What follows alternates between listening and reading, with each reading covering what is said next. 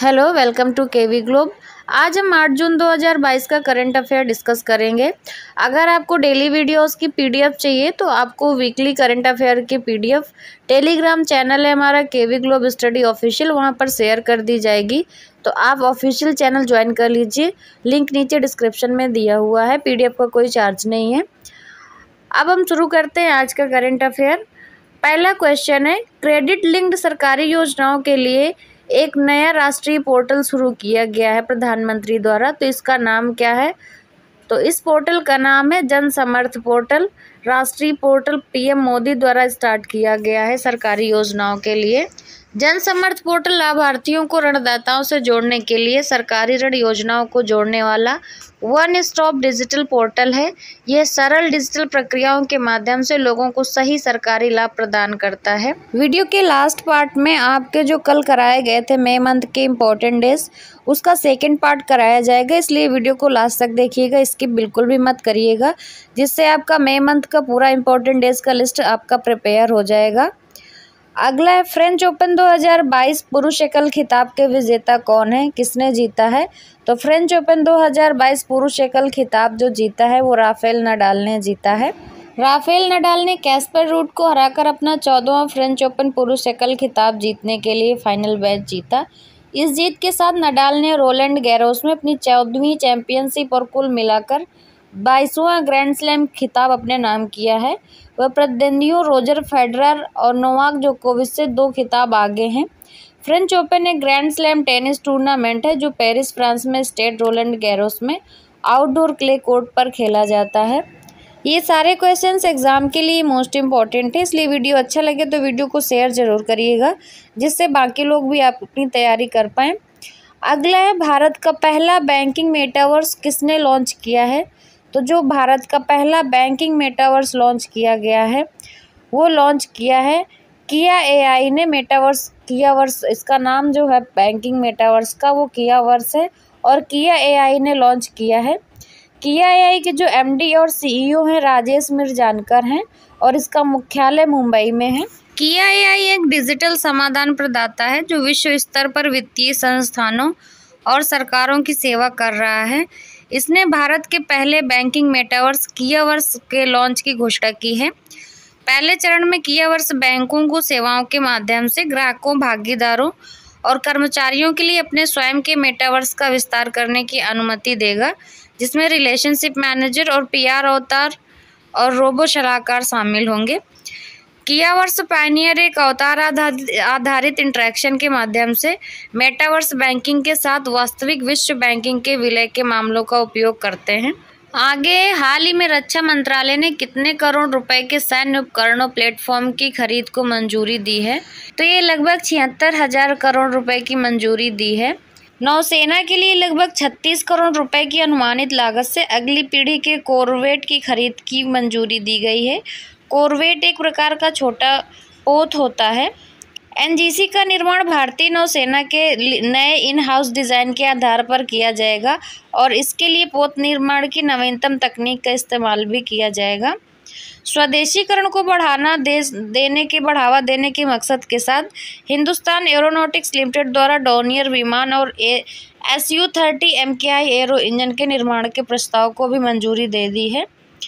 भारतीय थल सेना के लिए दुर्गम क्षेत्रों के अनुकूल ट्रक, विशेष टैंक आदि के साथ टैंक रोधी निर्देशित मिसाइल और अन्य हथियारों की घरेलू स्रोतों से खरीद के लिए नई मंजूरी दी गई है।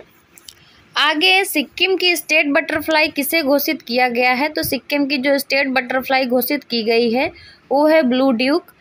सिक्किम की राजधानी है गंगटोक और जो सिक्किम के राज्यपाल हैं वो गंगा प्रसाद हैं। सिक्किम के मुख्यमंत्री इस समय पीएच गोले। सिक्किम में 720 प्रजाति की तितली पाई जाती हैं, इनमें से ब्लू ड्यूक को राज तितली घोषित किया गया है। जो स्टेट बटरफ्लाई है इसके चयन के लिए ऑनलाइन वोटिंग की गई थी, जिसमें 4036 लोगों ने वोट दिया था। इसमें विजेता तितली की तरफ 57% वोट पड़े थे। राज्य जो तितली ब्लू ड्यूक, इसको सिक्किम और पूर्वी हिमालय क्षेत्र में बशारोना दुर्गा के नाम से भी जाना जाता है। इसकी खोज सिक्किम में वर्ष 1858 में हुई थी। आगे, नाटो ने नाटो सहयोगियों और भागीदारों के साथ कहां पर नौसैनिक अभ्यास किया है? तो नाटो ने नाटो सहयोगियों और भागीदारों के साथ बाल्टिक सागर में नौसैनिक अभ्यास किया है।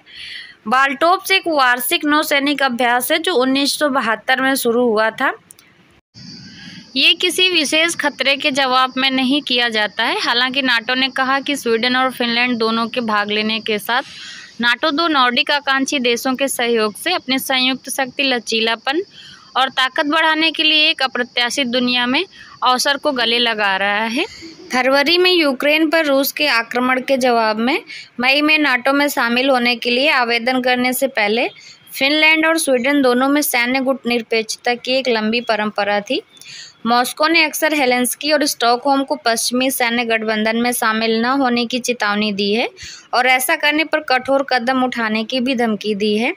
शीर्ष अमेरिकी सैन्य अधिकारी ने स्वीडन में बाल्टोप्स 2022 अभ्यास के मेजबान ने कहा कि नाटो के लिए नौसेना अभ्यास से पहले हेलेंस्की और स्टॉकहोम में सरकारों को समर्थन व्यक्त करना विशेष रूप से महत्वपूर्ण था, जिसमें 45 जहाज और 75 विमान शामिल थे।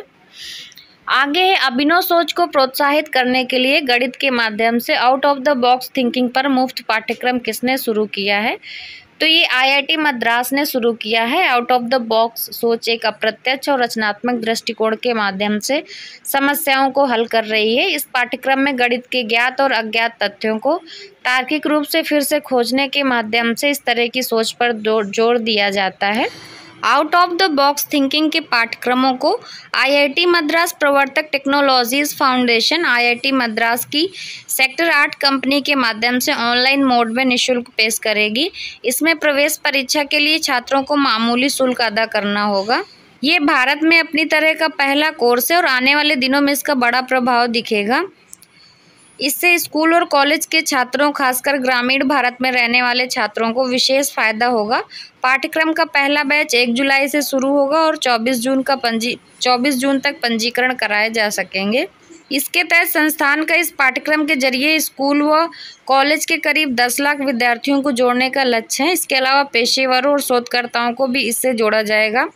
IIT मद्रास के निदेशक वी कामकोटी के अनुसार ये पाठ्यक्रम ऑनलाइन प्रारूप में उपलब्ध होगा। छात्र घर बैठे इस out of the box thinking course में निःशुल्क दाखिला ले सकेंगे और ये पाठ्यक्रम मैथ पर आधारित होगा।